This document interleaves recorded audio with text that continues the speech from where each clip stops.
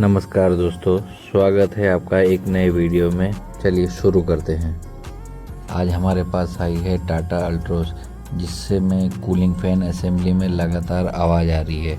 सबसे पहले हमने गाड़ी को प्रॉपर डायग्नोस किया और कंफर्म किया कि प्रॉब्लम फैन असेंबली में है।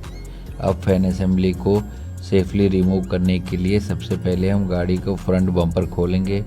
इसके बाद दोनों हेडलाइट रिमूव करेंगे ताकि फैन असेंबली निकालने के लिए प्रॉपर वर्क स्पेस मिल सके।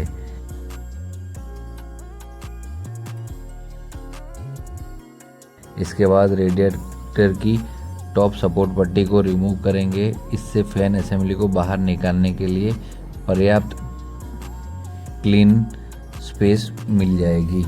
अब फ्रंट में फैन माउंटिंग के बोल्ट खोलकर फैन असेंबली केयरफुली बाहर निकाल लेंगे।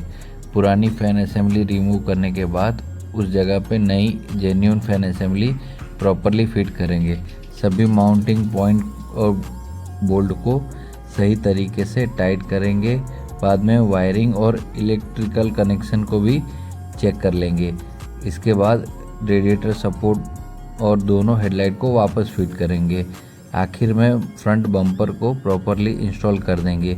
सब कुछ फिटिंग करने के बाद फैन को ऑपरेट करके चेक करेंगे कि आवाज़ ख़त्म हो गई और कूलिंग फैन सही से काम कर रहा है या नहीं। इस तरह प्रॉपर डायग्नोस और प्रोफेशनल फिटिंग के साथ टाटा अल्ट्रोस का fan assembly replacement successfully complete किया गया और गाड़ी डिलीवरी के लिए रेडी हो गई। ऐसी ही और इंटरेस्टिंग वीडियो देखने के लिए आप हमारे चैनल को लाइक करें, सब्सक्राइब करें और हमारे साथ जुड़े रहें। Thank you. मिलते हैं नेक्स्ट वीडियो में।